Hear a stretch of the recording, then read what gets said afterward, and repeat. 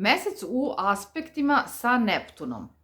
Mesec koji predstavlja dušu ili psihu u aspektu konjunkcije sekstila i trigona sa Neptunom, koji je mašta i iluzija, daje naglašenu maštovitost, humanost, preosetljivost, veru i umetničke talente.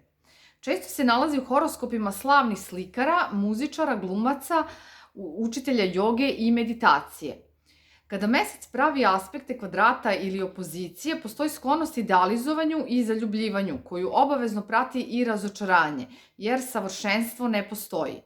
Ovo su ljudi koji mogu lako da zaplaču, imaju razvijenu empatiju, skloni su bežanju od teške i dosadne realnosti u svet mašte, iluzije i zavisnosti. Vole da pomažu drugima, što se nekad pretvara u sindrom spašavanja, jer osoba zapravo želi sebe da spasi ili da bude spašena. Iz tog razloga ulaze u veze sa zavisnicima, jer tako ponavljaju priču spašavanja iz detinjstva. Najčešće je otac bio alkoholičar koga je majka spašavala, ali u tome nije uspela, pa se obrazac iz primarne porodice ponavlja i kasnije. Ove osobe treba da pomognu sebi, da više veruju u sebe i da odustanu od spašavanja partnera u vezama. Jedino ako se bave humanističkim profesijama, za njih je dobro da kroz posao pomažu drugima.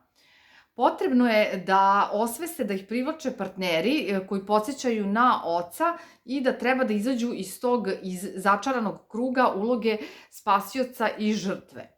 Ovaj aspekt može dati i probleme sa hormonskim disbalansima i preterano zadržavanje vode u organizmu, pa je potrebno paziti na ishranu, izbjegavati alkohol i droge i piti dosta vode.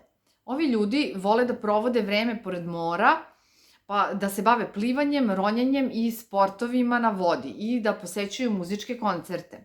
Najvažnije je da shvate da savršen partner ne postoji, da prihvate druge i sebe takvim kakvi jesu i da veru i sigurnost pronađu u sebi samima.